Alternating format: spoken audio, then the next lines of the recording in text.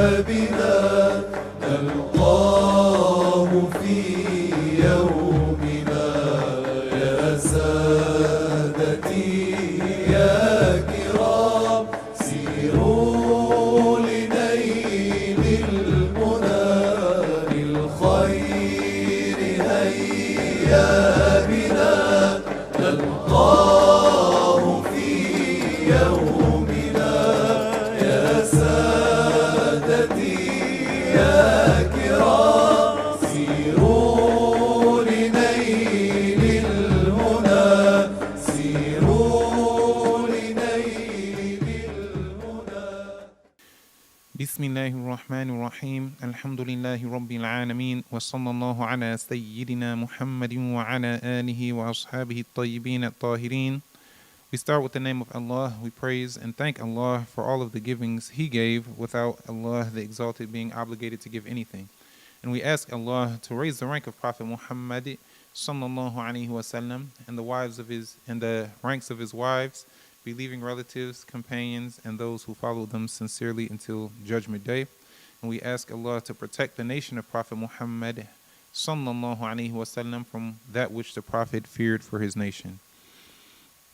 In the last section, the Sheikh, we mentioned that the Sheikh, he covered some additional matters pertaining to the menstrual bleeding, and he covered the integrals of the purificatory bath. He mentioned that the integrals of the purificatory bath are two, that they are only the intention with the first washing of the body, and for one to wash the whole body to make purifying water flow over all of the body, including all of the hair and skin. And we mentioned some sufficient intentions that one would have for the validity of one's ghusl, one's purificatory bath, like for one to intend to lift the state of major ritual impurity, or to do what makes the prayer permissible, or for one to intend to do some other deed that requires the removal of major ritual impurity. Likewise, a person could make the intention to do the obligatory ghusl, but not just to make ghusl without including the obligatory ghusl. Then, after mentioning those beneficial matters, the author, may Allah Ta'ala have mercy on him, went into the section pertaining to the conditions for purification. The conditions for purification, certain matters that must be established for the validity of one's wudu and the validity of one's ghusl. And as we said before, the condition is something that is not a part of the deed. However, the deed is not valid without it. So these matters should be established before one starts their purification for the validity of their purification. Here, purification, we mean the major and the minor purification from both states of ritual impurity, the major and the minor. Among the conditions for the validity of purification, for the validity of one's ghusl and the validity of one's wudu, is Islam. That is, the person performing this purification from any one of the two states of ritual impurity, or both, has to be a Muslim. Thus, the kafir, the non-Muslim, his wudu would not be valid. That is, for him to perform wudu while in a state of blasphemy is invalid. Likewise, his ghusl would be invalid. And among the strange matters that has become widespread in some areas is that some people would, if a person expressed interest in embracing Islam, or made it apparent that he wanted to embrace Islam at that point, some people would tell an individual to not say the Shahada immediately, rather to go perform a ghusl first, to go take a shower, for example, before saying the Shahada. This is something that is invalid and blasphemous. To order someone to delay their shahada is a blasphemous act. Allah the Exalted does not accept blasphemy for his slaves, and for one of us to accept blasphemy itself is blasphemy. So when a person uh, expresses that they want to embrace Islam, the Muslim does not tell them to go do something else first. They don't tell them to wait. They don't. That person doesn't have to wait for a sheikh or an imam to arrive. They don't need to go to a masjid to be able to say the shahada for it to be valid. Rather, they could say the shahada while they're all alone. If they say it properly, then they can say the shahada even if no one else was around, even if they weren't in the masjid, if they were at home or any other place, they could say the shahada, and while having the correct belief in their heart, that would be valid and accepted from them. And Allah the Exalted would judge them as a Muslim. And then if they wanted to repeat the shahada with the intention of gaining reward for saying this valuable statement, not with the intention of embracing Islam after they have already embraced Islam, and do that in front of the Muslims so that the Muslims recognize him as a Muslim, then that's not harmful. This is not something that is harmful. But the person doesn't have to wait, and they actually should not wait to say the shahada even for some other people to arrive. For surely the person does not know their death time, and they don't have a guarantee that they would live until that time that they are thinking about. Rather, they could die before that, and if they died in the state of blasphemy, then they would enter hellfire and stay there forever. So, the ghusl of the original kafir, yani, for it to be, for example, considered as an act of worship, the ghusl of the kafir is not valid. So we don't order the person who's a kafir to make a ghusl, for example, to remove ritual impurity. However, the wife of the Muslim who was among the people of the book, like the Jew or the Christian, this woman, she would be ordered to make a ghusl without an intention after the termination of her menses or the termination of postpartum bleeding, for the permissibility of her husband to have intercourse with her.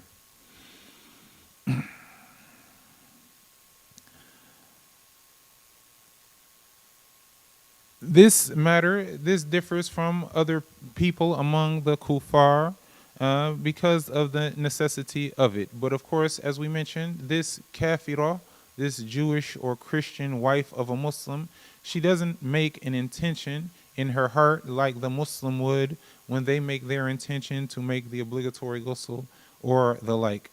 Rather, they simply rinse off their whole body, all of the hair and skin. This kafirah, she would rinse off her whole body, all of the hair and skin, yani going through similar motions of what the Muslim would go through when the Muslim makes the ghusl, but without an intention. And then afterwards, her husband would be permitted to enjoy her sexually. The Sheikh mentioned that if the original kafir embraced Islam, then if before that some matter occurred to them that necessitates a ghusl, whether it was sexual intercourse, ejaculation, the termination of menses, the termination of postpartum bleeding, or childbirth, then the kafir would be, the kafir who just embraced Islam, so then they would be judged as a Muslim at that point, would be obligated to make a purificatory bath for the validity of their prayer. And if a kafir embraced Islam and one of the invalidators or one of the matters that necessitated ghusl occurred to them before their Islam, then they would be obligated to make a ghusl before they could pray. Otherwise, it would be an optional matter.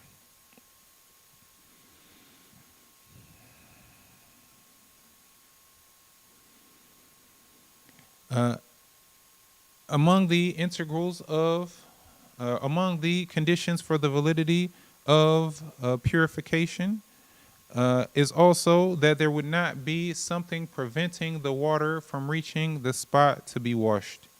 So, for example, the manicure, the nail polish that some women wear, this is something that coats the nails in a way that prevents water from reaching them. If the manicure was used, if the nail polish was used, and the woman poured water onto the nail that is coated by the nail polish, the water doesn't actually reach the nail.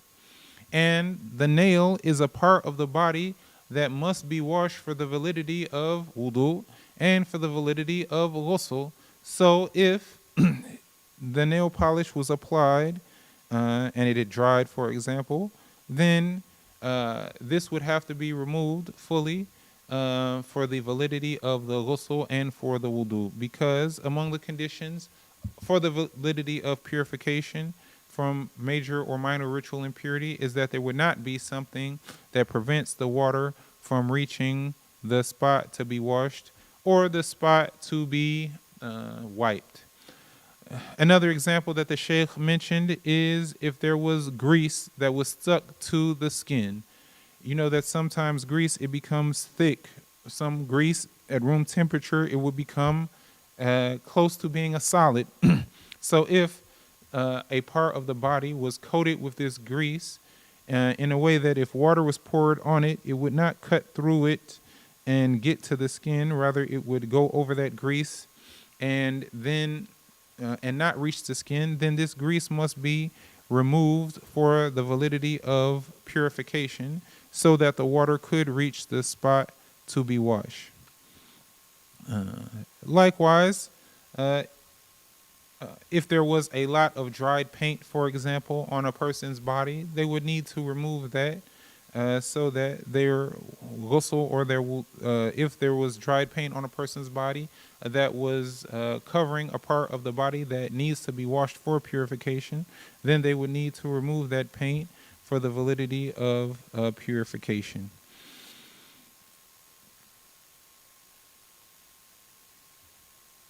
As for certain matters that may be put on the body but don't actually prevent the water from reaching the spot to be washed because they don't coat the same way that nail polish does, for example, or paint does, or like thick grease, for example, those things would not prevent the validity of purification.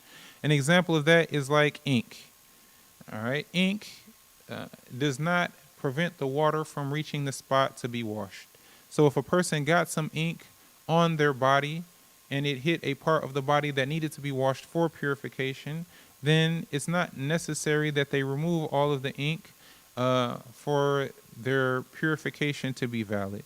Another example for that is the henna, this material that women use primarily, that they would put on their hands and feet that causes pigmentation or dyeing of the skin.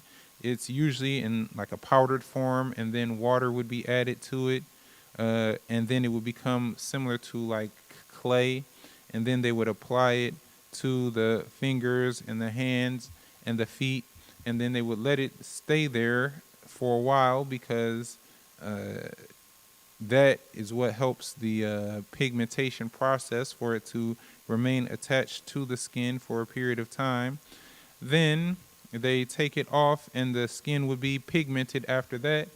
This does not coat the skin the same way that nail polish does or paint or thick grease, for example.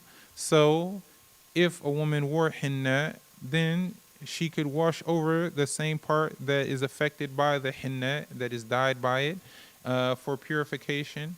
It would not prevent the validity of purification. The author, may Allah Ta'ala have mercy on him, also mentioned that among the conditions for the validity of purification is that the water would flow. That is, it would flow by its nature. So, if there is a part of the body that needs to be washed for purification, like the face, the hands, and the feet for wudu, and the whole body for ghusl, all of the hair and skin, then the water, if it was a small amount of water, then the water needs to flow. Uh, it is not sufficient for one to merely wet wipe the body parts that require washing. If a person got their hands wet, for example, and merely wiped the face for wudu and wiped the hands, even if they wiped them in a way that after which those organs appear to be wet, but still this is not considered washing, so it would not be sufficient for the validity of the wudu. And likewise for the body, just to wet wipe the body for ghusl, that would not be sufficient. Rather, the water must flow. Just wet wiping the body is not called washing. So just doing that would not be sufficient for the parts of the body that must be washed for purification. Then he said that it is also a condition for the validity of purification that the water would be tahir mutahhir, pure and purifying. Pure meaning pure in itself, that is, it is not najis water, and purifying meaning that it affects purification in other things, that this water can bring purification or affects purification to other things. So if this water was used, it can make a najis filthy contaminated area pure, or it can lift the major or minor ritual impurities. For this water to be considered pure and purifying, then it must be what is called ma mutlaq, or absolute water, or mere water. And this is water that has not been contaminated with najis filth. So it is not najis filthy. By contacting an unexempted najis filth while it was considered a small amount of water, or being changed in its attributes by najis filth if it was considered a large amount of water, and it hasn't been used for purification already by being the water that falls from the organ of purification that was used for removing the major or minor ritual impurity, nor has it changed by being mixed with a pure substance, a big change to the extent that it is no longer considered merely water. What does this mean? If you had some water, a cup of water, for example, and you had another pure substance like milk or like ink, and you dropped a drop of that milk into that cup of water and it dissolved, then in most cases, the water will not significantly change due to just one drop of milk. Thus, if water was requested and this water that in reality had a drop of milk in it was brought forth, then one would accept this as merely water, and they wouldn't require an additional adjective or specifier to describe this water. Rather, they would accept that it is merely water. You wouldn't have to say it's milky water. They wouldn't reject it saying this is not water. Rather, it would be considered merely water. So if the change due to mixing with a pure substance was not significant in a way where this water could no longer be called merely water, then this water would remain pure and purifying. If, however, you added more milk to that water, and so then the water, its smell changed, or its taste changed, or its color changed significantly, to the extent that if water was requested and you brought this water, it would not be accepted as merely water. Rather, you would need to add an additional adjective saying milky water. Someone would say, "What's this?" I ask for water. This is not water. This smells like milk, for example. This tastes like milk. This looks like milk, for example. Why is it so cloudy? Why is it so white? It's changed significantly to the extent that it would no longer be accepted as merely water. Then, in this case, the water would be considered pure because it's pure water mixed with another pure substance, but it would no longer be considered purifying, affecting purification in other than that than itself. So it would no longer lift the ritual impurity. It would no longer be suitable for wudu or ghusl, for purification. However, if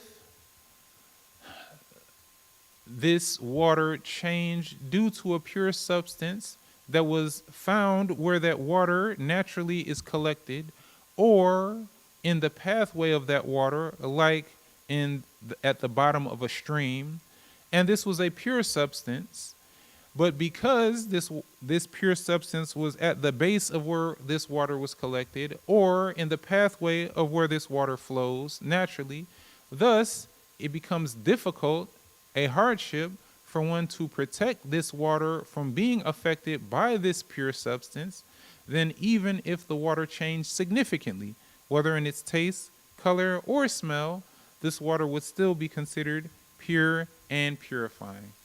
An example of that is the kibrit, the sulfur. The sulfur, it has a odor that many people will consider undesirable. It smells in a way that many people would not like. They might think that it smells similar to passing gas, for example. However, this is a natural substance. It's pure. It's not najis. And sometimes kibrit, there would be an amount of it that collects in the bottom of a stream, for example, or in the bottom of a pond or a lake, for example. And thus, this kibrit, this sulfur would not be easy to protect the water, to block this water from coming in contact with the sulfur. So if the water ran over that sulfur or was affected by that sulfur that was at the base of where it was collected, then, and thus the water gained a strong smell due to that, still this water would be suitable for purification because of the circumstance of it being difficult to protect the water from it.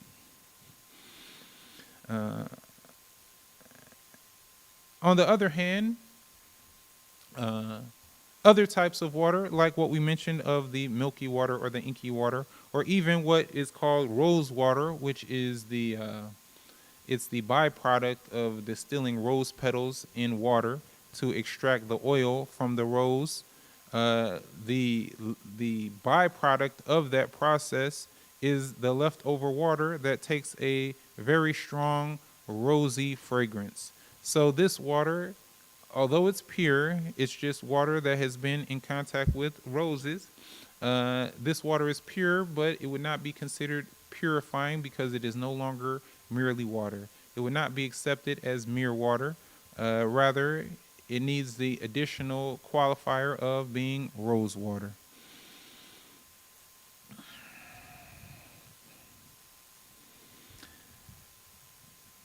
The Sheikh, he gave some examples of mere water like seawater or river water or melted snow or melted hail.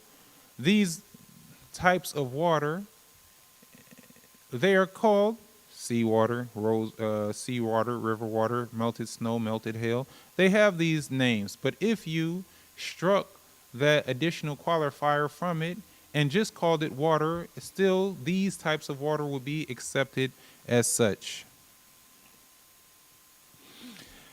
Likewise, if something got into the water that does not dissolve into the water, something foreign that goes into the water that does not dissolve, rather it would be considered mujawira, that it neighbors the water but without actually dissolving into the water, like the oud wood.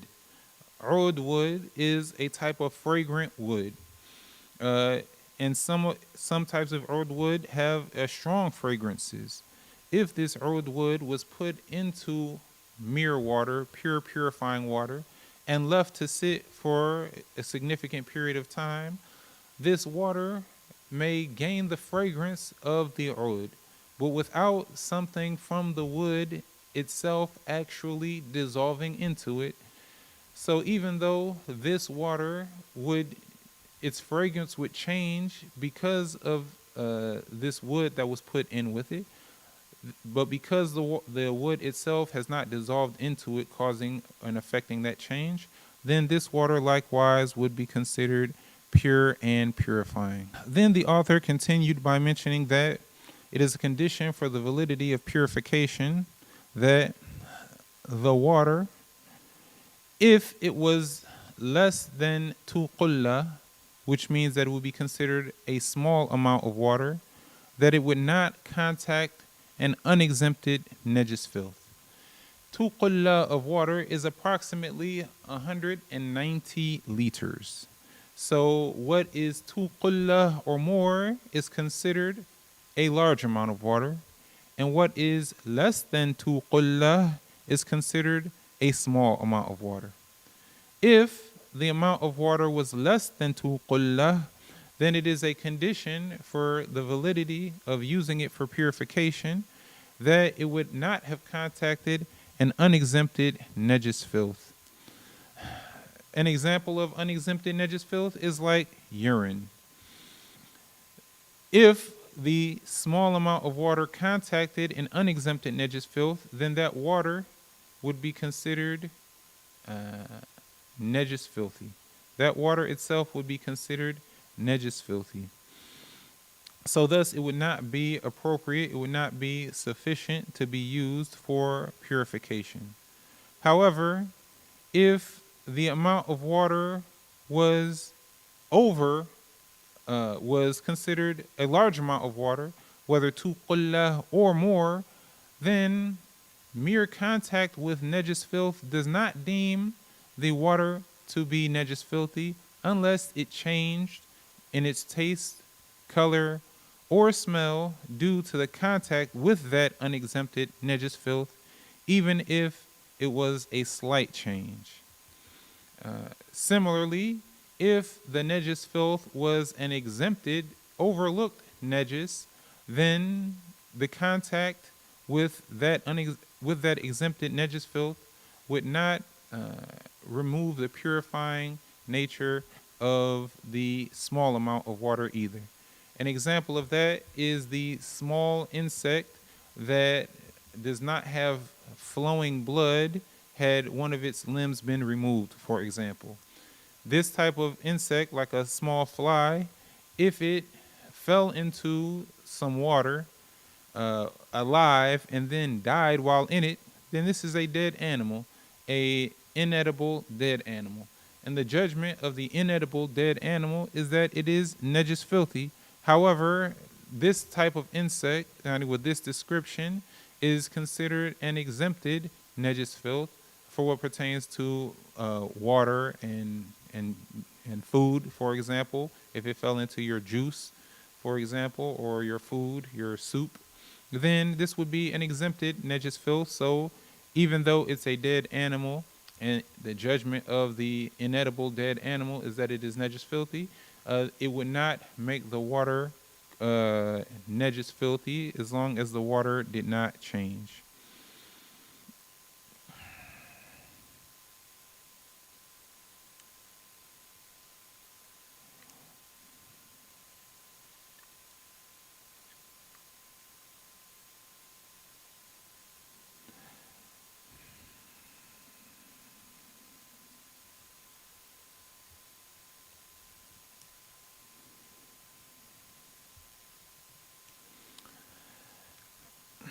And as we mentioned, the large amount of water is approximately 190 liters or more, and what is less than that is considered a small amount of water. The large amount of water is not considered najis filthy unless it changes due to its contact with with a najis filth, and the small amount of water would be considered that they would be at a state of mental discrimination, not like a prepubescent child, and that there would not be something preventing the water from reaching the spot to be washed, and that the water would flow. And he mentioned that the water would be pure, purifying water, and he explained the definitions of those matters. May Allah the Exalted guide us to the acceptable deeds. Walhamdulillah wa sallallahu ala sayyidina Muhammad wa ala alihi wa ashabihi at-tayyibin at-tahirin. La ilaha illallah. Allahumma salli ala sayyidina Muhammad. Assalamu alaikum wa rahmatullahi wa barakatuh. Rather, that was the mani of the man. So she would not be obligated to make a ghusl, to re-perform her ghusl, for her to be able to pray.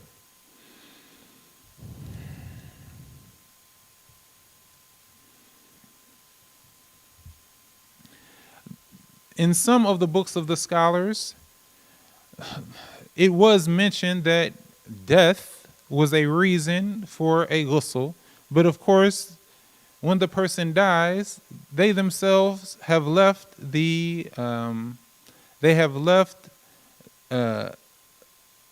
abode of accountability. They have left the state of accountability, so the dead person is not obligated themselves to make a ghusl. Rather, that would be a communal obligation upon the Muslims to wash the dead body, along with shrouding him and praying for him and burying him.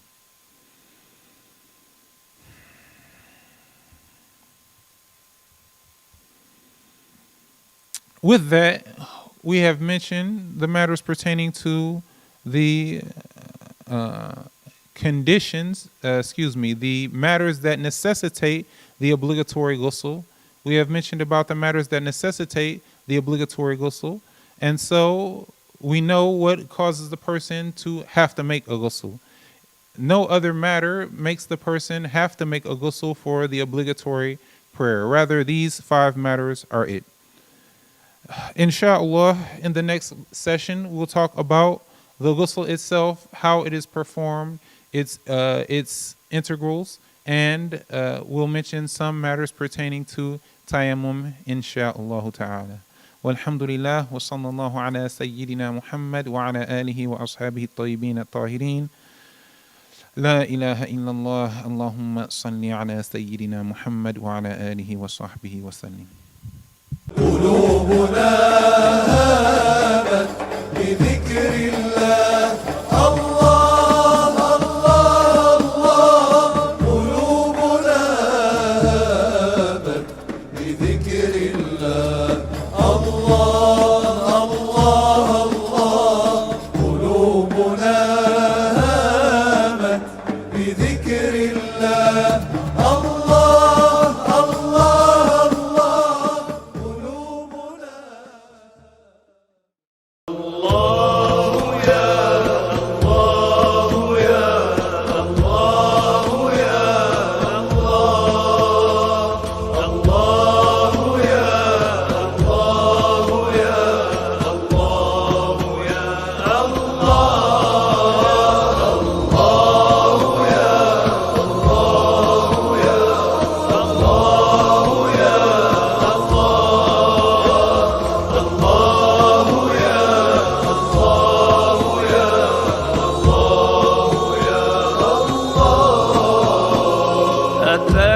أتيناك بالفقر يا ذا الغنى وأنت الذي لم تزل محسنا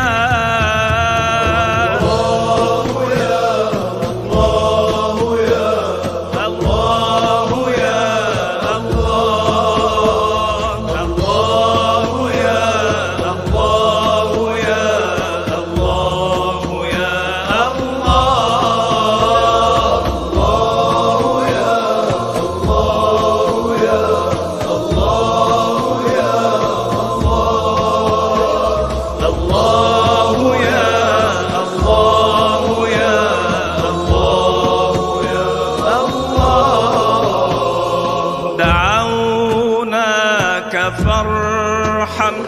ويسر لنا سبيل الرشاد وجود بالهنا.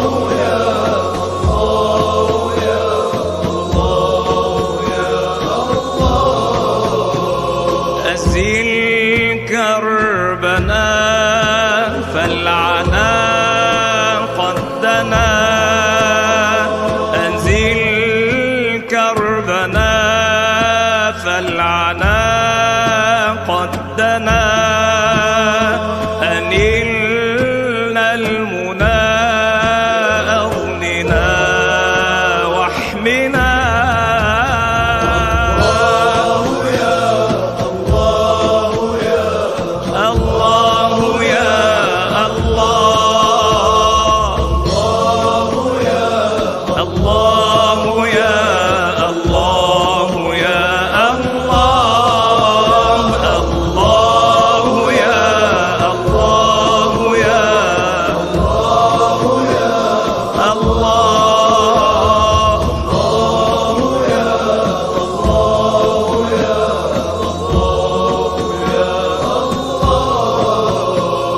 وهون أسانا ولا تخزنا، وهون أسانا ولا تخزنا، فقد بات فينا الأسى محزنا.